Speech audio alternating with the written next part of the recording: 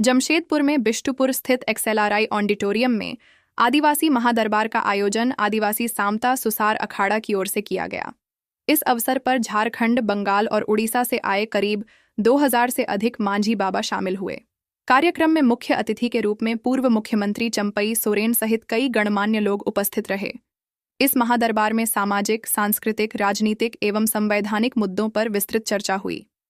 मुख्य अतिथि चंपई सोरेन ने अपने संबोधन में कहा, विश्व आदिवासी दिवस पर हमने नगड़ी ग्राम में हल जोतने की घोषणा की थी। राज्य सरकार को दम है तो मुझे रोक कर दिखाए।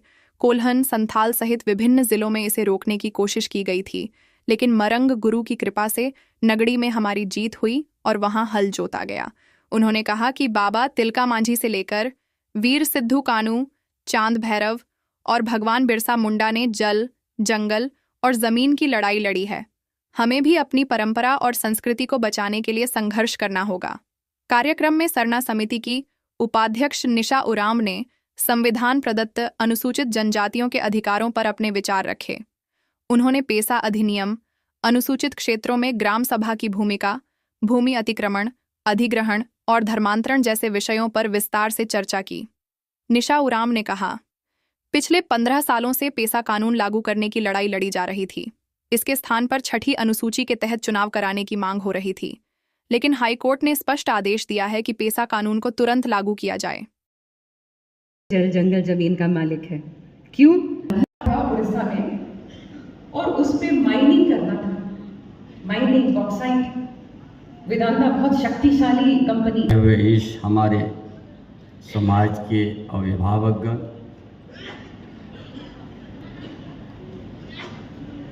देश परगना, पीढ़ी परगना, मन की मुंडा, पढ़ा राजा, पहान, जो हमारा समाज के अगुवाई, माझी, प्राणी, कोड़े, डकवा, सबको हमारे ओर से सबसे पहले जोहार।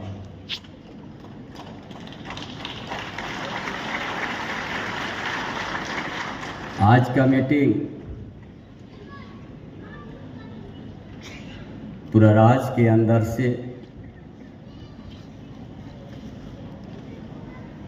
क्योंकि ये मीटिंग जो हम विश्व आदिवासी दिवस में हम घोषणा किया था कि नगरी ग्राम में हम हाल जोतेंगे 24 तारीख को।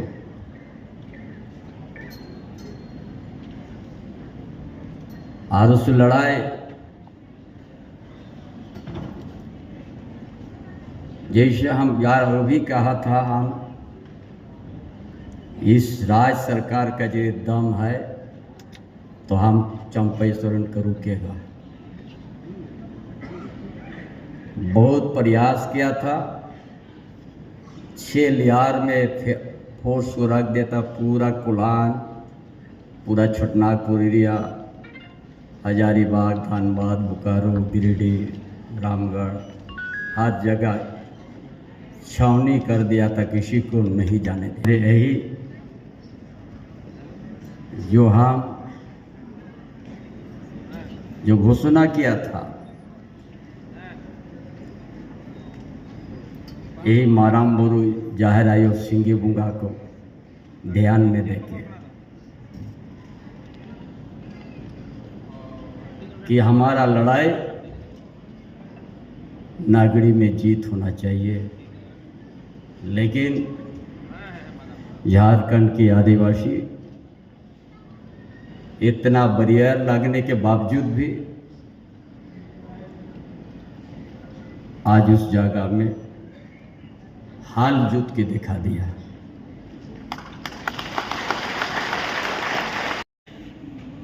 बाबा तिलका मांझी का है। ये 1770 में अंग्रेज का खिलाफ में लड़ाई लड़ा था। क्या था? जल, जंगल, जमीन, और हमारा परंपरा, हम जिस खेत को बनाया उस खेत में हमारा अधिकार, और हम कोई किसी चीज़ से कमी नहीं है। जो मानुष जीवन का जो शरीर होता है, हमारा भी हाथ पैर सब कुछ है। उसके बाद फिर आप लोग लास्ट में दे रहे दिशम गुरु शिबू सरों का फोटो भी उसी लाइन में है, वो भी जल जंगल जमीन के लिए है। उसका पीछे भी यदि हम लोग मानजर दौड़ा जाए, खेरवाड़ भी के 100 साल से हमारा एक ही लड़ाई चल रहा है, जल जंगल जमीन का। कानून भी बन गया। जब वीर सिद्धू कानू चांद पर फूलों जने लड़ाई लड़ा, हजारों हमारा पूर्वजों का बलिदान हो गया, खून बहा गया है। संतल परगना काश्करी अधिनियम बना। फिर बिरसा मुंडा भी लड़ाई लड़ा, छटना काश्करी अधिनियम गाना। पोटो हो लड़ा, विल्किंसन रूल बना।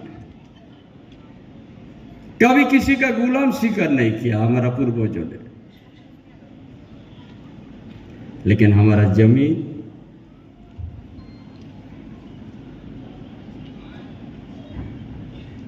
ये जमीन दो तरह का होता है। एक पुश्तैनी होता है जो किसी से हम लोग खरीद के नहीं लेते हैं,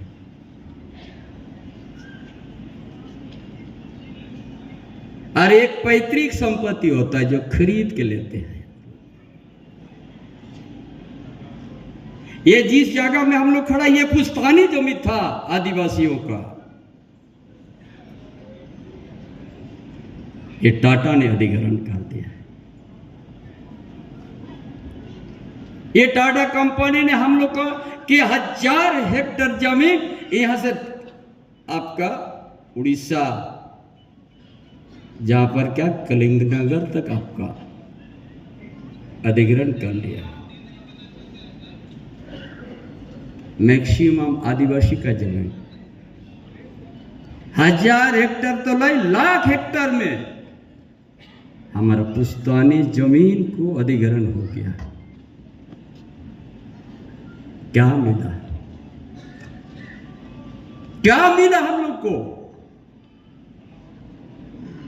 और संविधान की मेरे पूर्व जो वक्तागण थे, आप सभी ने कई विषय पे, कानून पर भी बात की आदिवासी समाज से संबंधित। तो मैं शुरू करती हूँ पेशा विषय से। अभी आपका माननीय हाई कोर्ट से एक परमादेश जारी हुआ है और राज्य सरकार को आदेश दिया गया है कि त्वरित पेशा नियमावली को लागू करें। अब मैं आपसे पूछूंगी कि ये किसकी जीत है? क्या आपको पता है कि ये पेशा नियमावली प्रारूप बनने पेशा कानून को उलझा रहा था? उस संगठन का मैं नाम नहीं लूंगी, लेकिन वो 15 साल से इस बात पर केस नहीं लड़ रहा था कि नियमावली लागू की जाए। आदिवासी समाज का जो कागज में अधिकार है, वो हाथ में वो अधिकार मिले, इस बात की लड़ाई नहीं थी कोर्ट में। आपको बताना चाहूंगी, लड़ाई जो लड़ी गई थी केवल एक विषय पर। वो विषय था 6ठी अनुसूची के तहत चुनावी व्यवस्था को पारंपरिक। कहते हैं आदिवासी को तो नस्ल से पहचाना जाता है। क्यों भाई, हम गाय बकरी हैं क्या? गाय बकरी को ना नस्ल से पहचानते हैं, तो ये नस्लीय पहचान आदिवासी पे क्यों थोपा जा रहा है? ये अंग्रेजों के ज़माने से शुरू हुआ, क्योंकि अंग्रेज हमें समझे ही नहीं, अंग्रेज हमें पहचाने ही नहीं, हमारे आस्था को समझे ही नहीं। तो उन्होंने कह दिया ये तो भूत पूजा करता है, ये तो अंधविश्वासी है, इसका क्या धर्म है, इसका कोई धर्म नहीं है, ये नस्लीय पहचान है, बस वही आज तक जारी है। लेकिन मैं समाज से यह आग्रह करूंगी कि इसको खारिज कीजिए। हम नस्लीय पहचान नहीं है, हमारा धार्मिक पहचान भी है। और अंत में मैं जाने से पहले मैं आप सबका आह्वान करूंगी, समाज के लोग, और आग्रह करूंगी, क्योंकि हजारों सालों से हमारे पूर्वजों ने, हमारे देवताओं के आशीर्वाद से हम लोग आज इस अवस्था में पहुंचे हैं। आज भी समाज बिखरा नहीं है, कितने साल हो गए, लेकिन समाज, इतने सारे प्रभाव आते गए, लेकिन समाज बिखरा नहीं है, आदिवासियत जिंदा है। तो जब पूर्वजों ने हमें यहाँ तक लाया, तो अब आगे ले जाना किसकी जिम्मेदारी है? ये आप सबकी जिम्मेदारी है। तो मैं आप सबसे आग्रह करती हूँ, आप मार्गदर्शन दें, पूरे समाज को मार्गदर्शन दें कि पूर्वज हमें यहाँ तक लेकर आए हैं, अब यहाँ से आगे कहाँ और कैसे जाना है? क्या हम हजारों साल तक और स्थापित रहेंगे? बस इसी के साथ मैं आप सबको जोहार करती हूँ।